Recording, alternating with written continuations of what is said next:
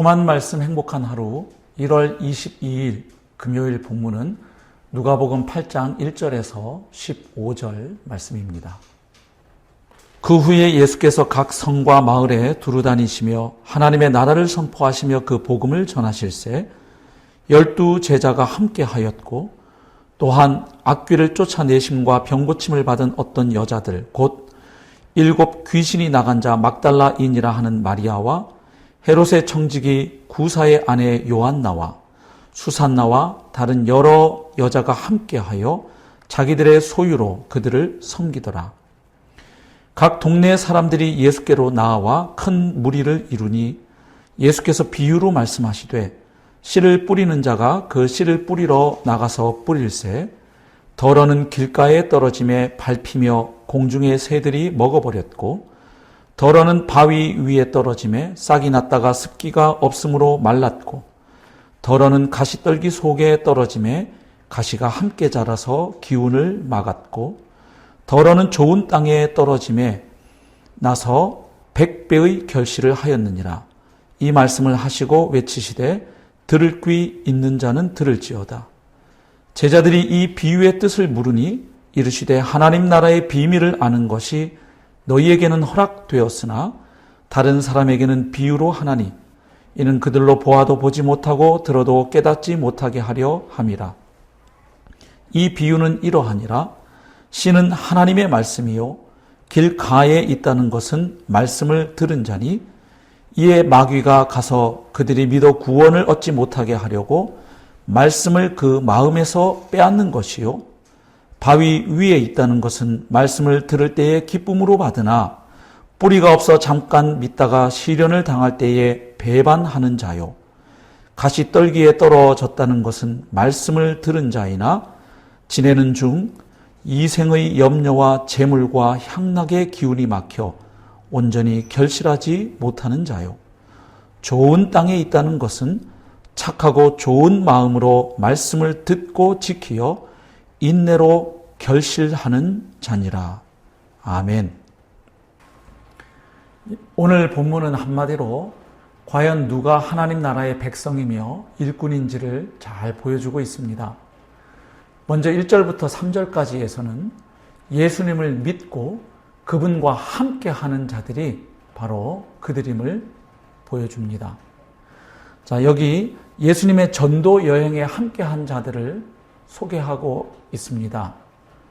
당연히 예수님의 12 제자가 함께했고 또한 예수님을 통해서 치유와 회복의 은혜를 경험한 여인들이 함께했음을 발견할 수 있습니다. 여기서 예수님의 제자 공동체의 중요한 특징을 발견하게 됩니다. 우선 여자들이 예수님의 제자들과 함께한 것은 당시 유대 사회의 관습과는 완전히 다른 모습입니다. 즉 예수님의 제자 공동체는 이 세상의 관습과 가치와 기준과 전혀 다른 모습의 공동체임을 발견할 수 있습니다. 왜냐하면 예수님의 사역에서 여인들이 동역자로서 중요한 역할을 하고 있음을 보기 때문입니다. 또한 예수님의 제자 공동체는 받은 은혜와 은사를 따라서 서로 섬기는 공동체임을 보게 됩니다. 이 여인들은 자신들의 소유로 제자 공동체를 섬겼다고 기록하고 있습니다. 즉 전도 여행 사역에 필요한 그 여행 경비나 식사 비용 등을 섬겼던 것을 알 수 있습니다. 그리고 예수님의 제자 공동체는 다양한 계층을 또한 포괄하는 공동체임을 보게 됩니다. 여기 등장하는 여인들 가운데 요한나라고 하는 여인이 있습니다. 이 여인은 구사의 아내로 소개되고 있는데 구사는 다시 헤롯의 청지기로 기록하고 있습니다. 즉 헤롯 가문의 재산을 관리하는 사람의 아내였던 것입니다. 고위 관직자의 아내였던 것을 알 수 있습니다. 또한 막달라 마리아 같은 여인은 7 귀신이 들렸다가 치유받은 여인입니다. 자, 이처럼 예수님의 제자 공동체에는 남자도 있고 여자도 있었습니다. 가난한 사람도 있었고 부유한 사람도 있었습니다. 신분이 낮은 사람도 있었고 높은 사람도 있었습니다.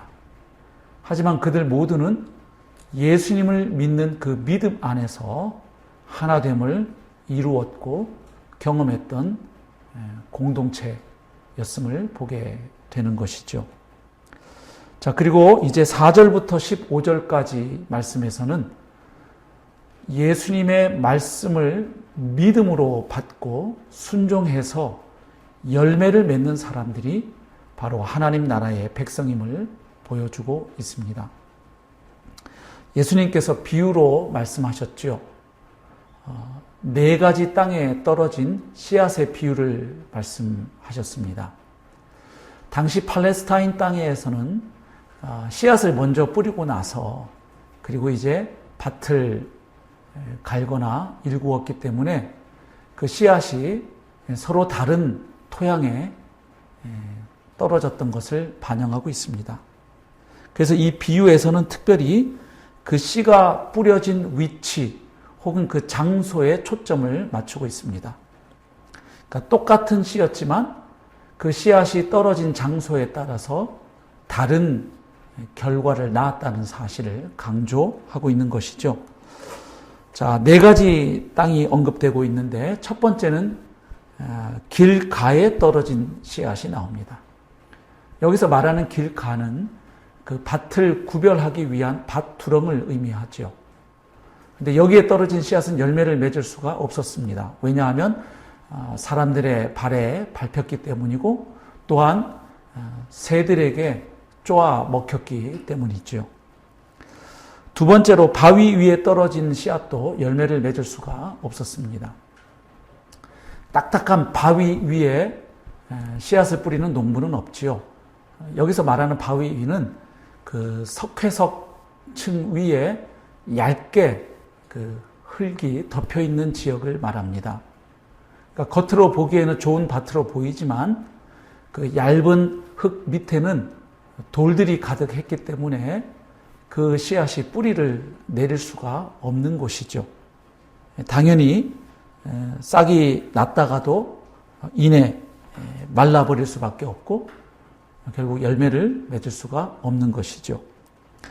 자, 그리고 세 번째로 가시떨기 속에 떨어진 씨앗은 그 가시의 기운이 그 씨앗의 기운을 막아버렸기 때문에 또 열매를 맺을 수가 없었습니다. 그리고 마지막 좋은 땅에 떨어진 씨앗은 당연히 풍성한 열매를 맺게 되었습니다.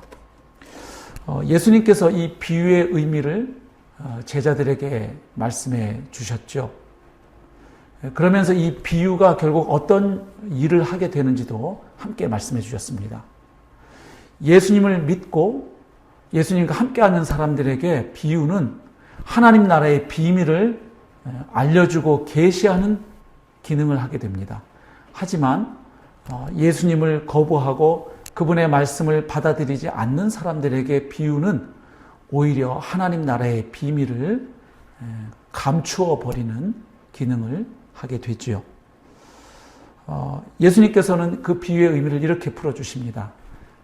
이 비유에 등장하는 씨앗은 하나님의 말씀이고 그리고 그 4가지 땅은 그 말씀을 들은 사람들의 마음을 가리킨다고 말씀해 주셨죠. 그래서 길가에 떨어진 씨앗은 결국 하나님의 말씀보다는 마귀의 말을 더 믿고 따름으로 열매 맺지 못한 심령을 보여줍니다. 또 바위 위에 떨어진 씨앗은 처음에 기쁨으로 말씀을 받았지만 이제 시련 앞에서 주님을 배반함으로 열매를 맺지 못한 사람을 나타내고 있습니다. 그리고 가시떨기 속에 떨어진 씨앗은 염려와 재물과 향락에 젖어서 사느라 열매 맺지 못한 사람을 의미합니다. 그리고 좋은 땅에 떨어진 씨앗은 숱한 반대와 시련과 유혹에도 불구하고 복음의 말씀을 기쁨으로 받아들이고 그리고 믿음으로 순종하여서 그 말씀이 풍성한 결실을 맺게 된 경우를 나타내고 있지요. 결국 여기에서 초점은 동일한 씨앗이 왜 다른 열매를 맺는가 하는 것입니다.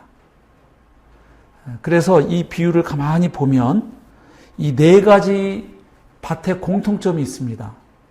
전부 다 말씀을 들었다는 사실이죠. 12절, 13절, 14절, 15절 보면 전부 말씀을 들었다. 말씀을 들을 때 말씀을 들었지만 말씀을 듣고 이렇게 표현하고 있습니다. 그러니까 이 네 가지 밭의 공통점은 말씀을 들었다는 점입니다. 하지만 차이점은 결국 그 말씀이 열매를 맺는가, 그 말씀이 열매를 맺지 못하는가 이렇게 나누어지는 것이죠. 그래서 네 가지 땅이지만 결국에는 두 가지 땅으로 구별이 됩니다. 결실한 땅과 결실하지 못한 땅이죠. 그리고 그 결실하지 못한 땅의 경우에도 왜 열매를 맺지 못하는지 여러 가지 그 이유들을 보여주고 있는 것입니다. 자, 오늘 말씀을 통해서 우리가 묵상하고 적용할 포인트가 있습니다. 우선 내가 하나님의 말씀을 듣고 받는 자의 입장에서 적용해 볼 수 있습니다.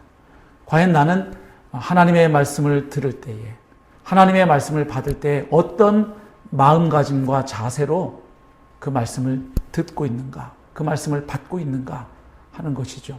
과연 정말 하나님의 말씀을 사모하는 마음으로 순종하겠다는 마음으로 말씀을 듣고 있는지 우리가 다시 한번 돌아볼 필요가 있겠습니다. 또한 오늘 본문의 말씀은 우리가 복음의 말씀을 전하는 입장에서도 적용해 볼 수 있습니다. 우리가 복음을 전할 때 모든 사람들이 그 말씀을 다 받아들이는 것이 아닙니다. 사실 많은 사람들이 말씀을 거부하지요. 그러나 오늘 본문을 통해서 우리가 기억해야 할 것은 어떤 사람들은 그 말씀을 거부하지만 그러나 또 어떤 밭에 뿌려진 그 말씀의 씨앗은 반드시 열매를 맺는다는 사실입니다. 특별히 좋은 땅에 뿌려진 씨앗은 100배의 결실을 한 것으로 기록하고 있습니다. 그러므로 우리가 말씀을 전할 때에 실망하지 않고 끝까지 하나님을 신뢰함으로 그리고 그 말씀의 능력을 신뢰함으로 복음을 전하는 자들이 되어야 하겠습니다. 결국 하나님 나라의 백성은 예수님을 주님으로 믿고 그분과 함께 동행하는 사람입니다. 또한 하나님 나라의 백성은 천국 복음을 믿음으로 받아들일 뿐만 아니라 그 말씀을 믿음으로 순종하여 삶에서 열매를 맺는 사람들입니다. 오늘 하루도 하나님의 말씀이 우리 마음에 깊이 심기워져서 그 말씀이 우리의 삶이 되고 인격이 되고 그래서 풍성한 열매를 맺게 되기를 소망합니다. 또한 뿌려질 때 반드시 열매를 맺는 그 복음의 말씀을 담대하게 증거하는 복음의 증인들로 살아가기를 다시 한번 결심하게 됩니다. 오늘 하루도 귀한 열매 맺으시는 복된 하루의 삶이 되기를 주님의 이름으로 축복합니다.